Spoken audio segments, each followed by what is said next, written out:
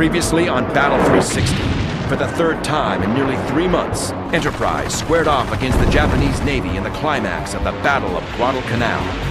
Now, Enterprise is refitted with new weapons, new planes, and gets ready to fight a new kind of warfare. The Big E will deliver a blitzkrieg in the Gilbert Islands of the Central Pacific, and in the dark of night, she will make naval history. USS Enterprise, a fighting city of steel. She is the most revered and decorated ship of World War II. On this 360-degree battlefield, where threats loom on the seas, in the skies, and in the ocean depths, the Enterprise's enemies could be anywhere and everywhere. There's nowhere to run when the battle's all around you. Battle 360, USS Enterprise, the Gray Ghost.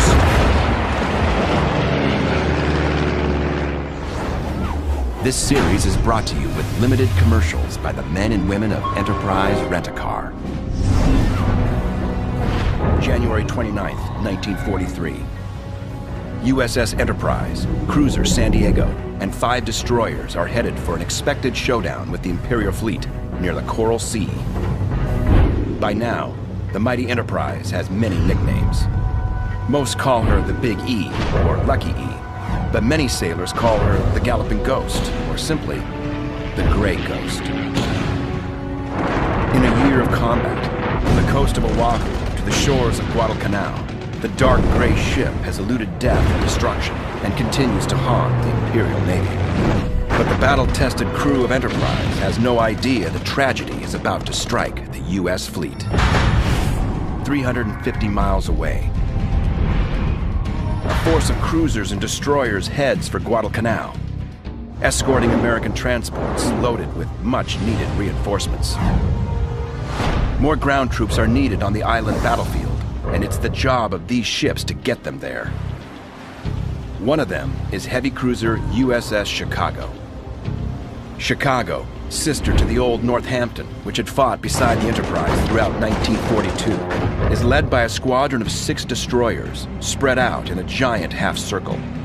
Steaming at a steady 24 knots, Chicago and the transport force are 150 shark-infested nautical miles directly southeast of Guadalcanal. Chicago has already survived one hellish attack this night by enemy aircraft. But the waters of the Solomon Islands are still a nightmare. Sailors know that being in the wrong place at the wrong time can have deadly consequences. And right now, Chicago is heading toward disaster she can't even see. Beneath the waves, Chicago is stalked by Japanese submarines. From above the clouds, she is hunted by enemy planes. Though the Japanese have been badly bloodied in Pacific Sea battles, they're about to show the U.S. Navy that they're nowhere close to being beaten. Like a jungle predator, the enemy prepares to strike in the dark of night. Because of the costly actions at Midway and Guadalcanal, Japan simply lacks the manpower and firepower to launch daytime attacks against the U.S. fleet.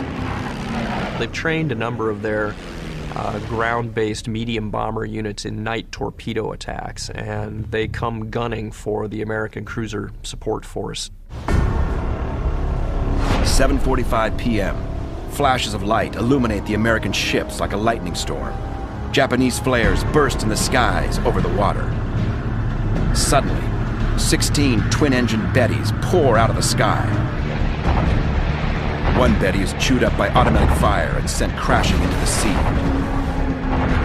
The rest charge in from the starboard side and head for Chicago with a payload of aerial torpedoes. Chicago cuts loose with an eruption of fire from her 5-inch guns and machine guns.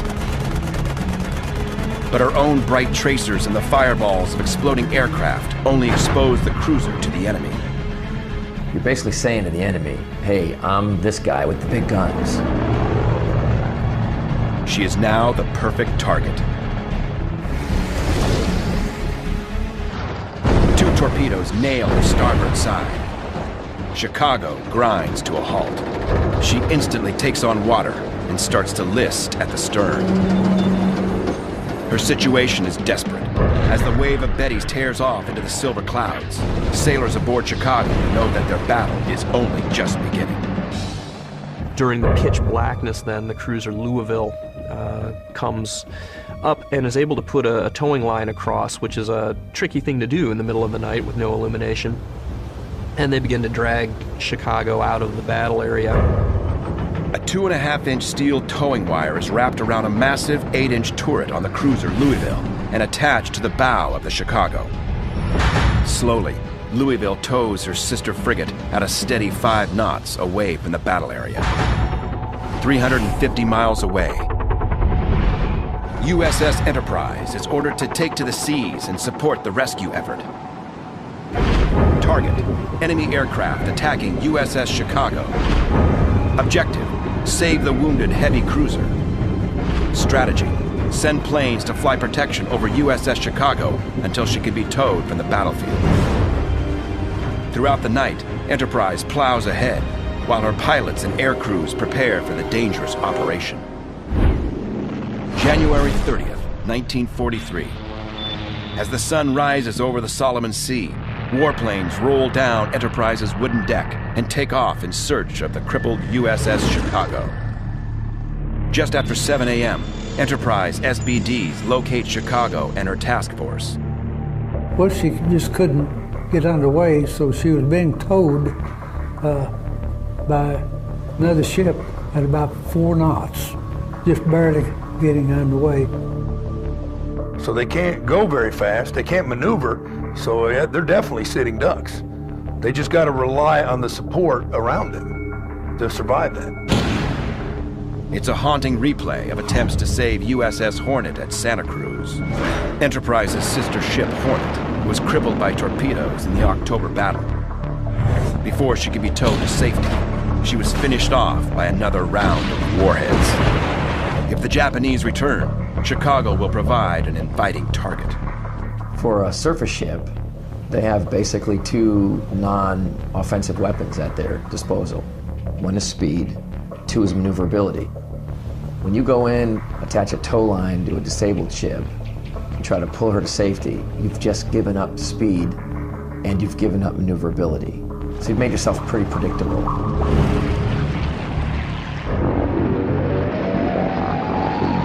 Enterprise's warplanes carefully patrol the air over the damaged cruiser, on the lookout for enemy intruders.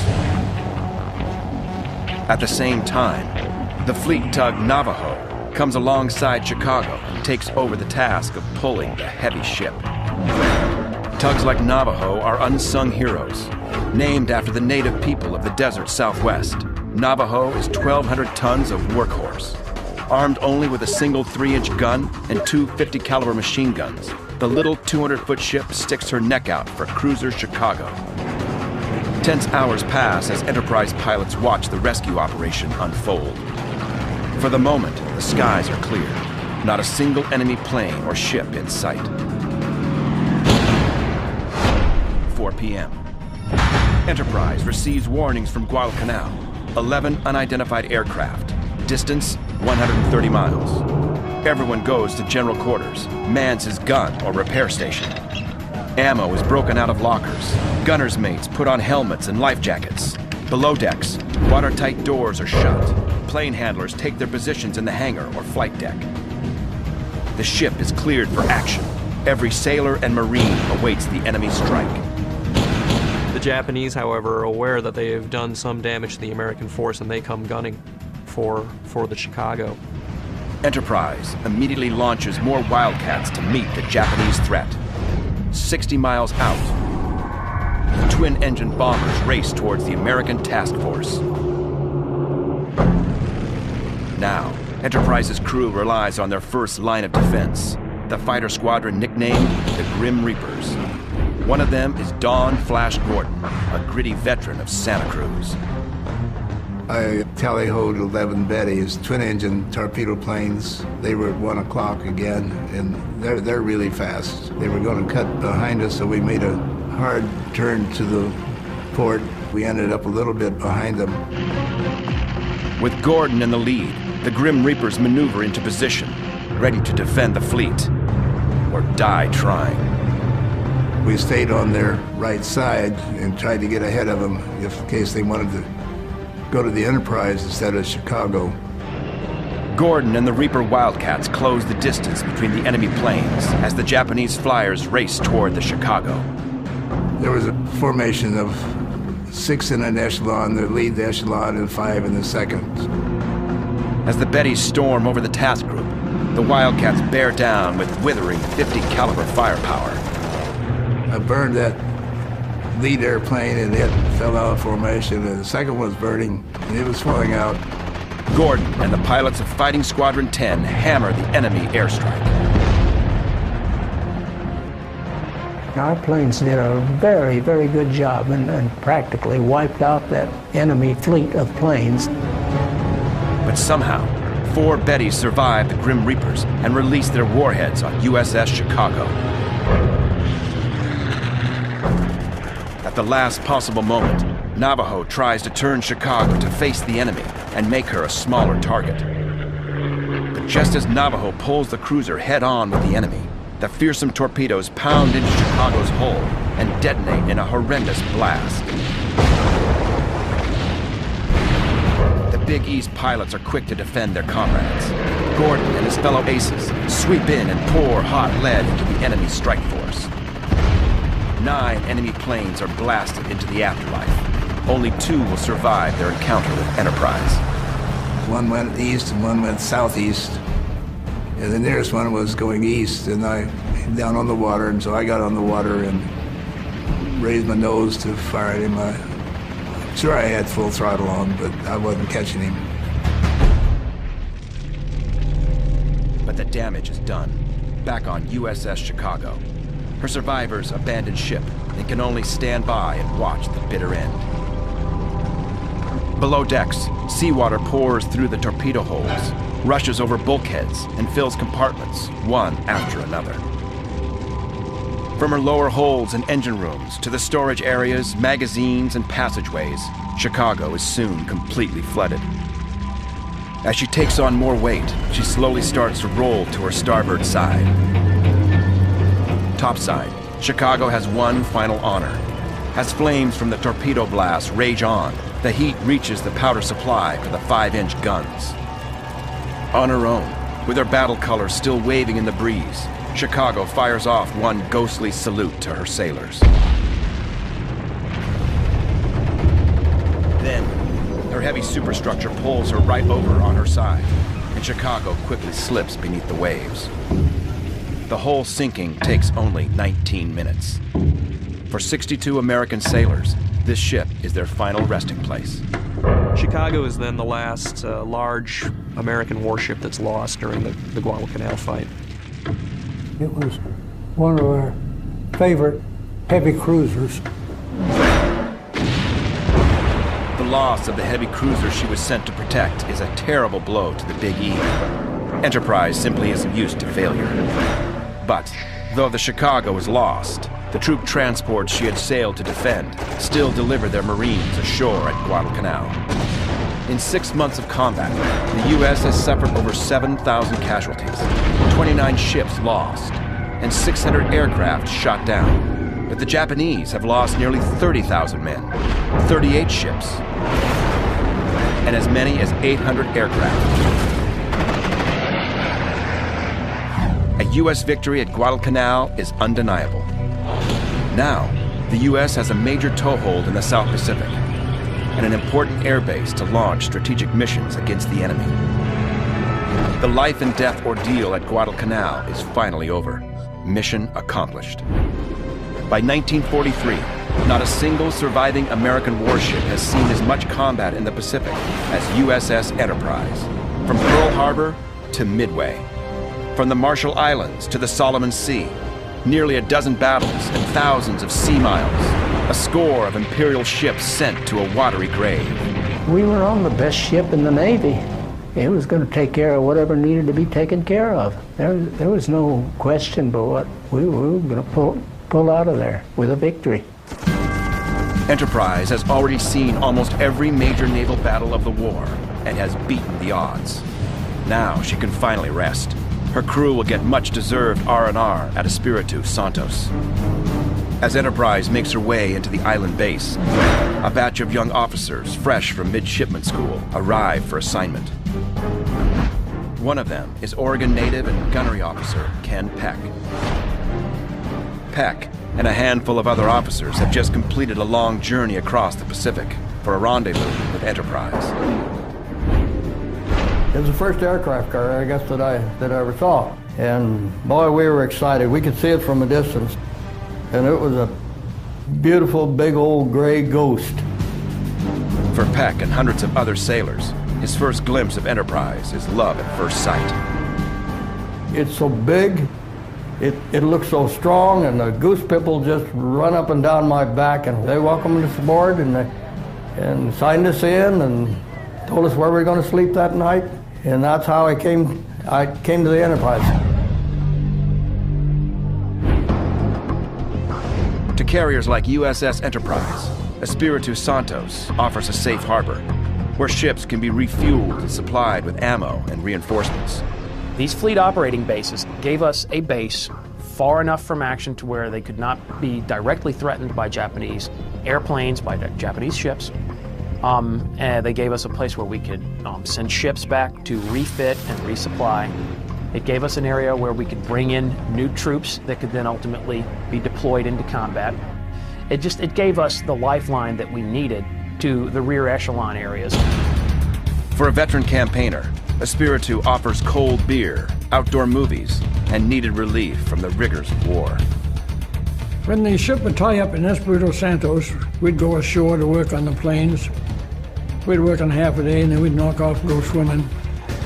For myself, sometimes R&R was a shower and a hot meal.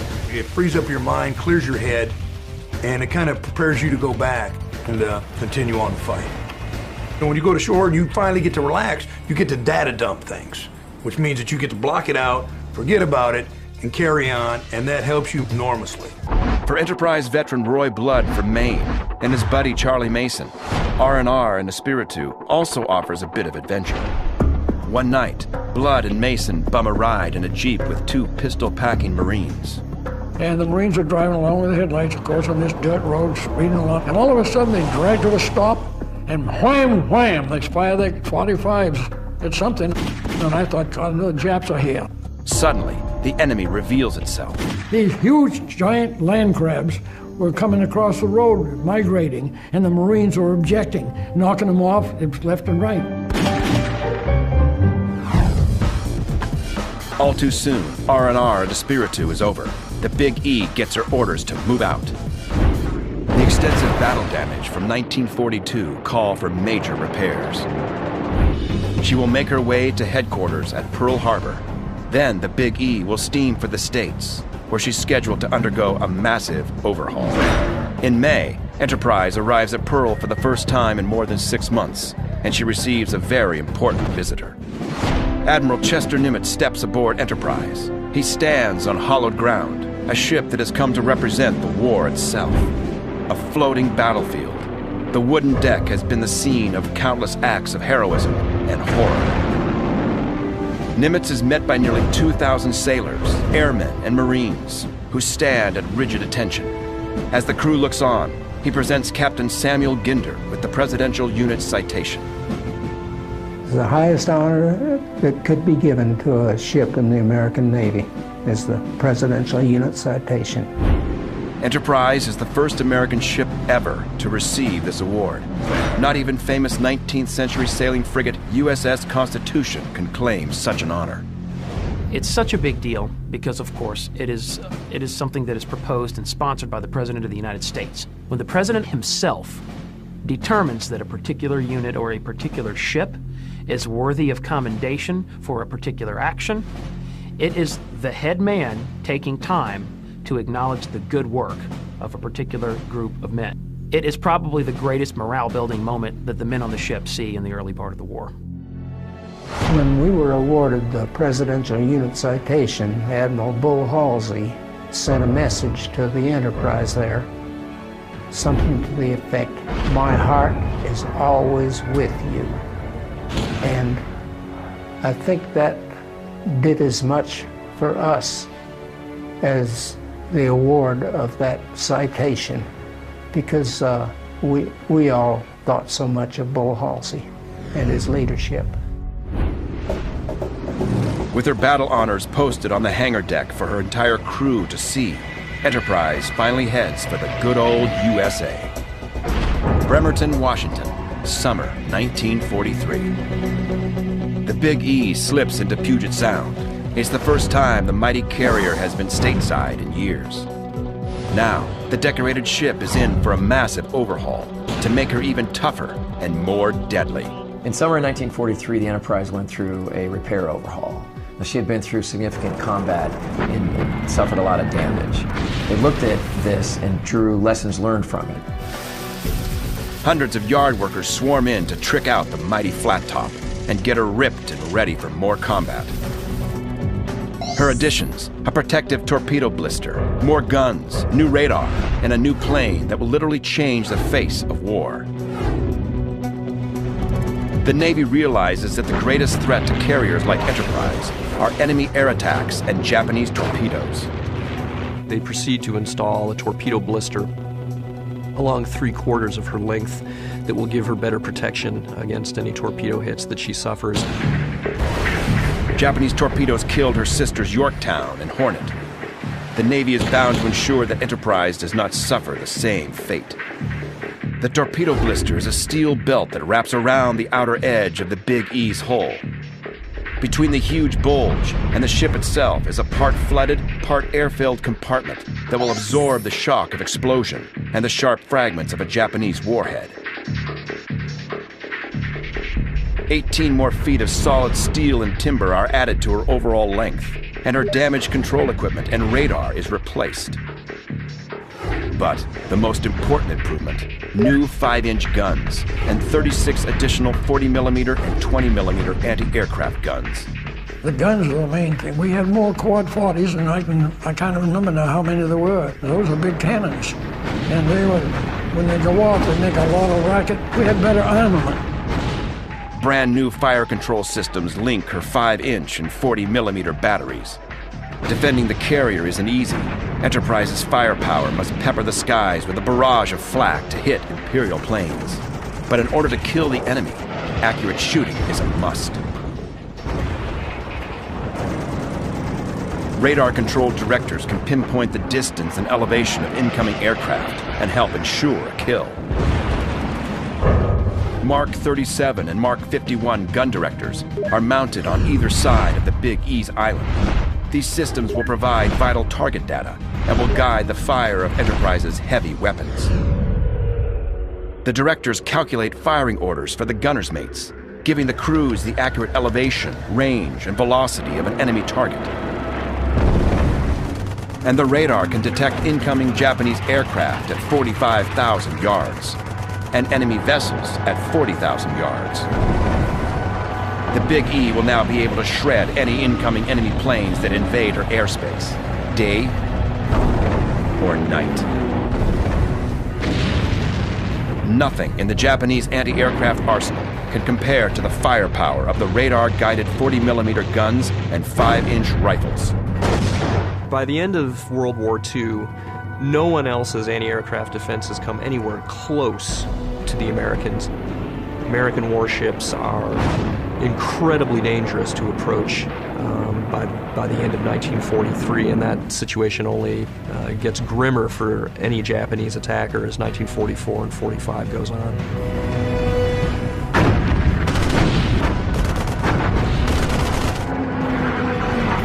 While the Big E undergoes repairs, the U.S. fleet is rebuilding its forces and getting ready for round 2.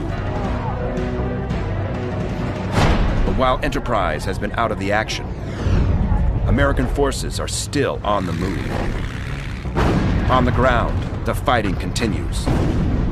Across the Pacific and the world, the Allies are closing in on the enemy.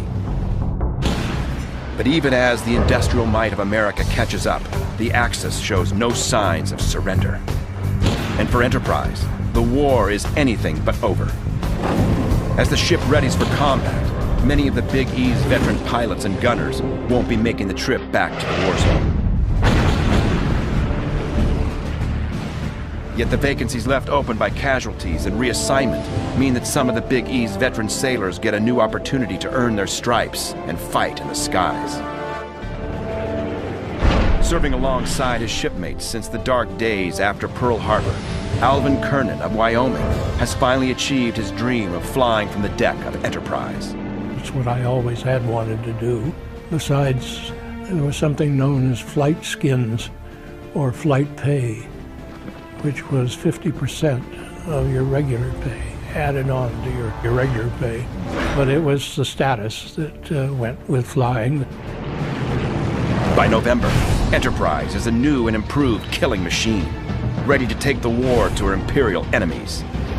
As she prepares for battle, Enterprise gets a new skipper to lead the ship back into the fight, Captain Matthias Gardner. Gardner is a no-nonsense commander, a stern, by-the-book authoritarian. In the words of one sailor, tough as nails.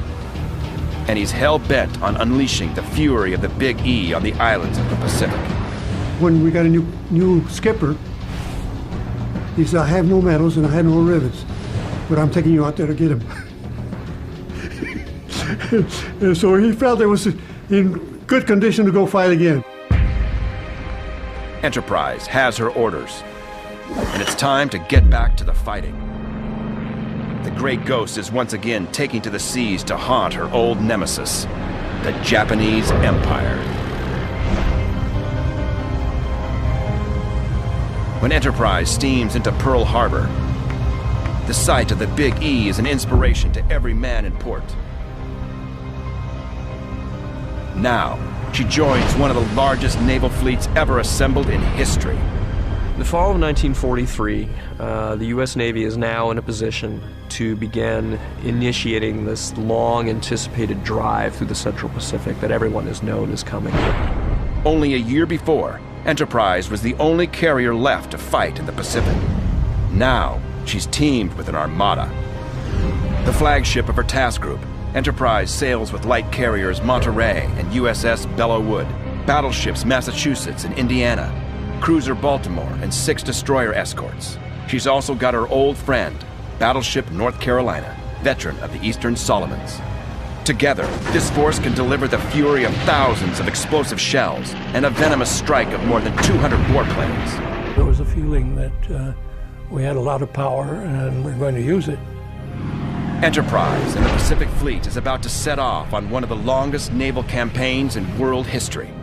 It will mark the start of 560 days of war before she can go home. 560 days of pure hell. The Japanese Navy is not prepared for the return of the Grey Ghost.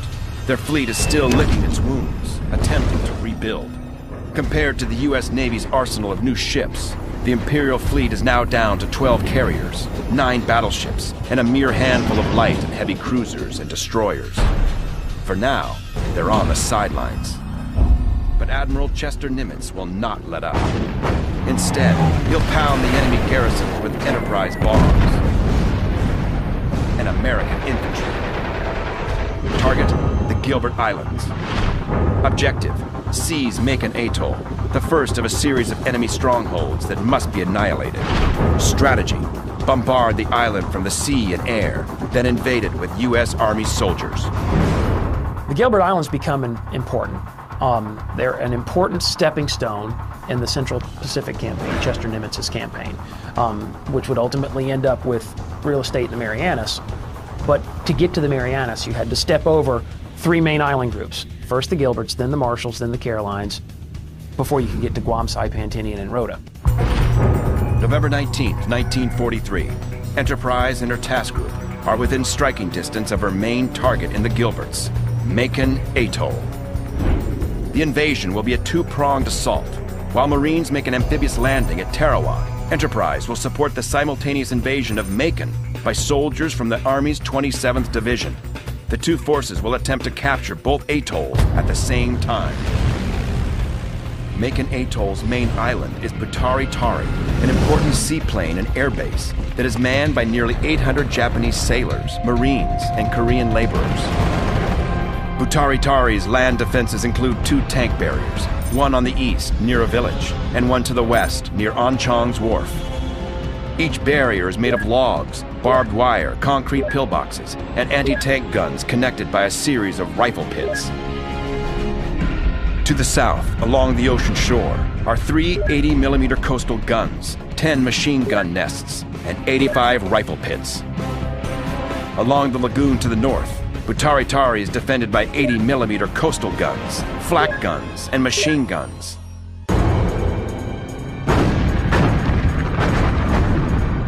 For 6 solid days, American shell fire has hammered away at these defenses, softening them up for an invasion. But now, it's the Big E's turn to deliver a heavy dose of shock and awe. Dawn. Enterprise turns into the wind as the first strike groups prepare to launch. 33 bombers and fighters roll off Enterprise's deck, climb into the morning sky, and head for Macon. Their mission, destroy the enemy guns and pillboxes. 75 miles from Enterprise, the Japanese garrison at Macon is just beginning to stir. As the sun rises over the atoll, they have no idea of the new force that's about to hit them. As tired troops prepare for another day of bombardment, an awesome new weapon bursts through the sky over the Japanese garrison. It's the new F-6F Hellcat fighter. Since Pearl Harbor, American pilots have struggled against the infamous speed of the Japanese Zero. The enemy fighter plane has ruled the skies of the Pacific for nearly 2 years, outrunning and outgunning the Wildcat. Not anymore. Now, the U.S. introduces a weapon that will change the face of warfare for the entire fleet. The arrival of the F-6F Hellcat is a real watershed in terms of the American capabilities to both bring offensive firepower to the Japanese and also to defend the fleet effectively. During the refit, Enterprise took on a squadron of the new fighter planes. 33 feet long, with a maximum speed of 376 miles per hour to the Wildcat's 320 miles per hour. The F-6F is faster and 5 feet longer than the Wildcat. She's also got more firepower. With a standard armament of 6 50-caliber machine guns, she can deliver 2,400 rounds of fearsome ordnance on the enemy and can launch bombs or unguided rockets. U.S. Navy finally has a fighter plane that is more than a match for the legendary Zero. It's a deadly aircraft when you consider the complement of 50-caliber machine guns on it. It's also rugged and reliable. It's going to change the course of the Pacific War. In command of the new squadron is Butch O'Hare, one of the best fighter jocks in the U.S. Navy. With 3 years of flying and a score of enemy planes under his belt, Missouri native Edward O'Hare has already earned a Medal of Honor by destroying 5 twin-engine bombers in a single day, becoming the first naval ace in World War II. Everybody had just the deepest respect for Butch O'Hare because he was fearless. He was a natural-born leader. He was a hero. There's no other way around it. Now, at Macon Atoll, the Japanese are about to meet Butch O'Hare and the brand new Hellcat fighters of the Big E.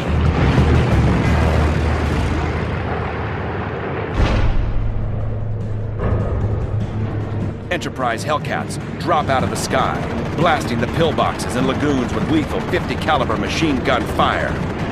Enemy troops are ripped into pieces, shredded by American firepower before they know what hits them. 9,000 feet above Butari Tari, the SBDs begin their steep 70-degree dives and drop their payloads of 1,000-pound bombs. Explosions shake the island as fuel and ammo dumps are blown to pieces. Hot shrapnel rains down on the living and the dead. a single Dave float biplane takes off out of the lagoon, just as Enterprise torpedo planes arrive over Butari Tari.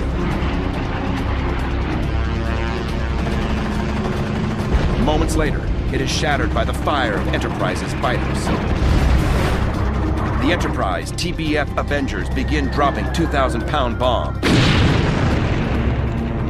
The heavy ordnance hammers Japanese gun emplacements, bunkers, rifle pits, and tosses human bodies into the air. The 1-2 punch of Hellcat fire and Enterprise bombs has reaped nightmarish results. Day 1 of the battle for Macon is a gruesome success. As one savage day of fighting ends, the U.S. fleet prepares for the next deadly phase of battle. November 20th, 1943.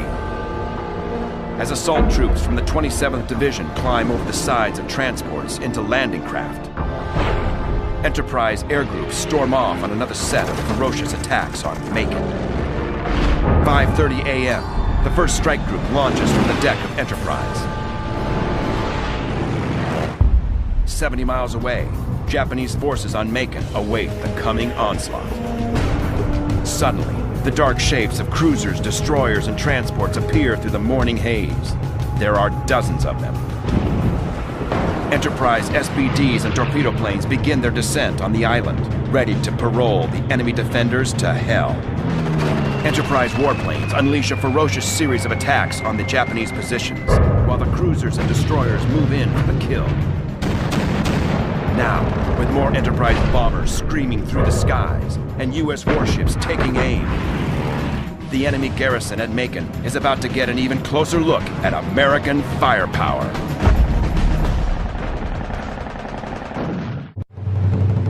November 20th, 1943, Macon Atoll in the Gilbert Islands. The atoll is the first step on Admiral Chester Nimitz's drive through the Central Pacific. Bombers, torpedo planes, and brand new Hellcat fighters roar from the deck of the Grey Ghost to wreak havoc on the enemy base. The long flight deck is a perfect runway, but Enterprise has another method for launching aircraft. 2 hydraulic catapults on the port and starboard sides of the flight deck can launch aircraft in the event of an emergency. Once a plane is attached to the catapult, hydraulic fluid is released into a cylinder, causing a ram to blast through, activating pulleys that throw the warplane forward into the wind.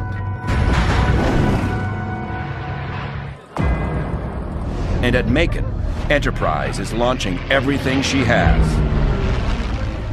75 miles away, as Enterprise planes storm the skies, cruiser USS Baltimore and the American gunships take aim at Macon Atoll. Baltimore and the destroyer escorts open up and pepper the island with explosive naval gunfire. The enemy positions shake from the deadly impact of American shells. Baltimore is the lead ship of her class.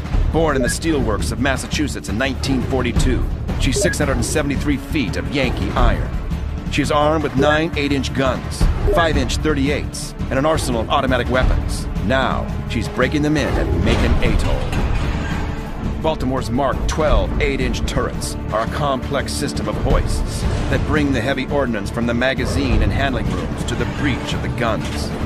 The Mark 12 8-inch 55 caliber gun can launch a shell more than 30,000 yards. Baltimore is within deadly killing range of Macon, and Butari Tari is a target-rich environment. She will fire more than 1,300 rounds at the enemy island on this single day.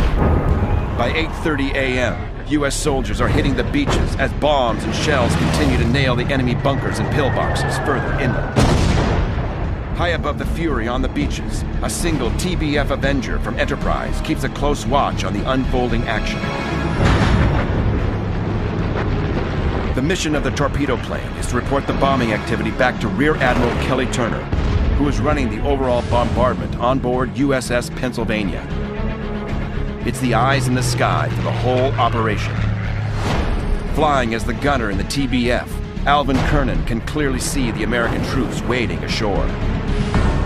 So we flew very close over the beach, and it was a grandstand seat, really fine. But the landing craft came in, and we thought there would be a big battle. And they touched the beach, and they let their ramps down on the beach, no problem at all. Enterprise Hellcats and bombers sweep in and strafe Japanese machine gun nests with merciless firepower. As ground forces begin the savage process of clearing enemy positions with rifles, machine guns, and artillery on the beaches. And we bombed it, and the fighter planes strafed it, and the battleships shot the hell out of it, and there were palm trees down all over the place.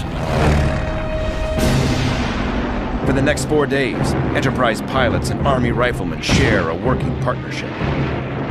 The Big E's air groups never let up, and each day brings another meal of blood and body parts. As the assault on the maze of pillboxes, bunkers continues. But the Enterprise airstrikes have done their job. The Japanese are unable to mount a strong defense. For those Japanese soldiers to be getting pummeled like they were getting pummeled on that day, I'm sure that they were thinking, you know what, we kind of messed up when we did this Pearl Harbor thing, you know, and I wish we could turn back the clock. I guarantee you that's what the hell they were thinking. Success in the invasion of Macon is a certainty. For the crew aboard Enterprise, this battle seems easy compared to the horrors of Guadalcanal. But all of that is about to change. While Enterprise steams just off the war-ravaged beaches of Macon, hundreds of raw recruits are still getting used to life aboard the Big E. Until now, most of the crewmen aboard Enterprise have been volunteers from before the war. By 1943, a new wave of volunteers and draftees fill the ranks of the Navy. A new breed of citizen sailors and Marines. What you now have in 1943 are a large number of citizen soldiers, Americans that volunteered or were drafted, and they are the ones that are going to carry the fight to the Japanese in the Central Pacific Campaign and then the final assault against the home islands. That summer, as Enterprise prepared to re-enter the war zone, nearly 40% of her crew had been replaced by recruits straight out of sea school. One of them is Marine Jack Maroney of Dallas, Texas. I sure wanted to go on the Enterprise. It had a great aura about it, and of course it had an illustrious history. You want to be a part of it. But not everyone is happy with their new assignments. Marine Lieutenant Richard Hart comes to Enterprise from rural West Virginia. His first impression of the Big E isn't a good one. First time I saw the Enterprise, she was in dry dock in Bremerton in Puget Sound. And she was draped in every kind of a hose or pipe or conduit or line you've ever seen in your life. There were welders all over her, and it didn't even look like a boat. It looked like some giant, crazy project that somebody started and never finished. Like many Marines, Hart would prefer to be in the lead of riflemen rather than on the deck of an aircraft carrier. I didn't go into the Marine Corps to be on a boat. I trained to have a rifle platoon in the Marine Corps, which is what I wanted. A Marine would rather definitely be fighting with the infantry instead of being on ship, because when you're on ship, it's kind of like you're in prison. You really can't go hunt other human beings. You really can't do what you're trained to do as far as in being an infantryman. But with the ship at sea and back in the war zone, Lieutenant Hart has a new appreciation for the vessel that has become his home. I didn't think anything could be so big. I didn't think anything could ever touch her. I just thought she must be absolutely invincible. Now, in the Gilbert Islands, Richard Hart is about to find out that when the Japanese attack, there's no such thing as an invincible ship. November 25th, 1943, 7 p.m. It's Thanksgiving Day, 5 days after launching the assault on Macon. But in the waters off of Macon Atoll, there's no time for prayer. Flares explode in the skies over USS Enterprise and her task group. Moments later, Japanese twin-engine bombers streak overhead, delivering a grim message with Imperial warheads. Battleship North Carolina and the destroyer escorts open fire and beat down the enemy. But Enterprise holds her fire. Nearly 2 years of combat in the Pacific War have taught the crew that tracers fired from her anti-aircraft guns only mark the ship as a target in the shadows of night. Instead, she leaves the job to the gunships around her. The air above the task force explodes with shells from the escorts. For Lieutenant Hart and his untested Marines, this is the first brush with the enemy. The Leathernecks man their battle stations and await the order to fire. I'd never seen a war before, and I wanted to get a good look at it, so I climbed up on an ammunition box so I could see better. And there was a much wiser sergeant standing beside me, and he said, "Lieutenant, I think you better get down. That's not a good place to stand." So, fortunately, I jumped down, and I think a split second after my feet hit the deck, there was a whang. A piece of shrapnel the size of Hart's hand slams into the splinter shield right where he'd been standing only seconds before. It could have cut the Marine in two. So that taught me that there's no sense sticking my head up when I didn't have to. Gunners aboard Enterprise hold their fire as the battle rages on. If they open up with their guns, they might suffer the same fate as USS Chicago. We stood there by our guns, helpless and not doing anything, but we were well protected by battleships and cruisers, and of course the destroyers on the periphery of the task force. And then of course the Japs would have aerial flares that light up like your stadium and a football game. The fire from 40mm and 5-inch shells would make Enterprise a prime target. And when you've got many guns going, it is like a Christmas tree. Everything is lighted up and it marks your position. If you don't have any lights showing, but a gun shoots for 20 seconds or something like that, an enemy, he'd have a position on you. Battleship North Carolina hammers out a lethal explosion of lead and blasts a Betty out of the sky. Within minutes, the assault is over. The Japanese have failed to sink a single American ship.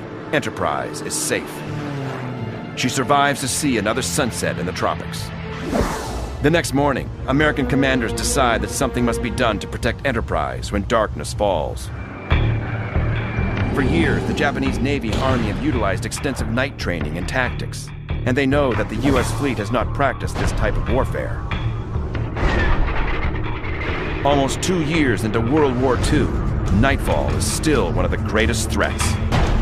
If the U.S. Navy is going to save its carriers at night, it's going to have to adapt to the type of night attack strategy that the Japanese use against them. We had on board at the time an air group commander named Bill Martin, and he'd been interested in night flying.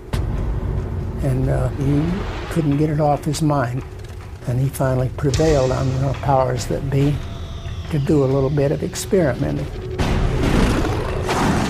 For the first time in the Pacific War, a night air operation will be launched from an American carrier.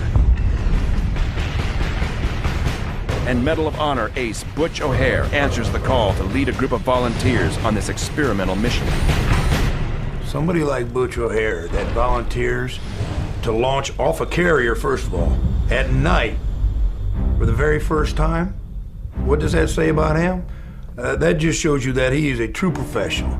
And I guarantee it, he's the kind of guy that volunteered to do it so his buddies wouldn't have to. O'Hare's volunteers are nicknamed the Black Panthers. Their objective, defend Enterprise and her task force from the fierce nighttime attacks that have claimed dozens of ships. Strategy, 3 Hellcat fighters and 1 radar-guided Avenger torpedo plane will attempt to intercept any incoming Japanese night assault. The radar in the Avenger will make the entire operation possible. It will literally be the eyes in the sky. Without it, O'Hare and his fellow fighter pilots would be flying blind. Designed by MIT engineers, the heavy radar set in the TBF will locate the enemy planes and guide O'Hare's fighters into shooting position. Flying in the radar-equipped Avenger is Alvin Kernan. And we were supposed to go up, and between the radar on board the ship and the radar in the torpedo plane, We were supposed to find these intruders, Japanese raiders, and lead the fighter planes to them. I wasn't afraid, I remember that. I always felt that your fear came while you were on the deck. And then when you got in the plane and pulled up the armor plate and locked yourself in, there wasn't any way of getting out. So the fear seemed to go away. As the coming night approaches, the Enterprise airmen prepare for their mission impossible. I watched Butch as he went to his plane that evening of the 26th, and he looked like he had the world on his shoulders. At 6 p.m., the three planes take off in search of enemy aircraft. 7 p.m. Sure enough, the Black Panthers run right into a force of incoming twin-engine Bettys, headed for Enterprise and the American task force. Kernan and his comrades can clearly make out nearly 20 Japanese bombers, flying in different formations, all of them headed for Enterprise and the task force. TBF closes within 200 yards of a Betty and opens fire. It wasn't until they started firing right back at me that I began to get a little frightened. The two warplanes hammer away at each other. Hot lead from the Avenger's 50s burn the enemy bomber. 3 miles away, O'Hare and his wingman can see the tracers of the Avenger and watch as the flaming enemy plane pitches towards the ocean. The fighters race to catch up with the TBF. Just then, the Avenger nails yet another Japanese Betty. Somehow, a Betty maneuvers just behind and above O'Hare's fighter plane.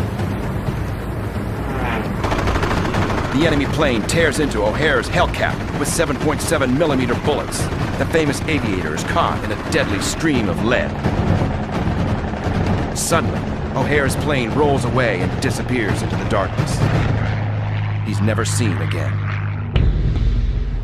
The Japanese night attack is halted, but the loss of O'Hare devastates the crew of Enterprise. One of Enterprise's and America's finest warriors is gone. Neither his aircraft nor his remains are ever recovered. It really hurt us when he went down. I think it was the sadness was felt throughout the whole ship that we'd really lost a hero when Butch was lost. America's first night combat mission has cost one of its top aces. And the future of this new strategy is uncertain. But despite the tragic fate of Butch O'Hare, Enterprise has successfully launched the first night air interception. Once again, the Big E has just made history. Guided onto the Big E's flight deck, the surviving Black Panthers amazingly make it aboard at 9 p.m. It's a big moment because previously, fighter aircraft flying combat air patrol for the aircraft carrier were operating almost exclusively during the day. But now, as of November 26, 1943, they can do it at night. As November draws to a close, the Gilbert Islands are now firmly in the hands of U.S. forces. Unlike the months-long campaign for Guadalcanal, the U.S. Navy now has the power to deliver a faster killing blow. What begins at Macon and Tarawa will continue until the enemy is brought to its knees. For the mighty Enterprise, the Gray Ghost, it is only the beginning of a long campaign. And this time, she's not headed back to Pearl Harbor. Soon on Battle 360, Enterprise and the U.S. fleet charge across the seas like a hammer of hell. At the infamous base at Truck Lagoon, Hellcat fighters and the SBD dive bombers of the Big E give the Japanese their own version of Pearl Harbor. But the Empire isn't finished yet. The hated twin-engine Bettys deliver a message to the U.S. fleet. They can still hit back. As the fight for the Central Pacific rages on, it's total war. Battle 360, USS Enterprise, the hammer of hell.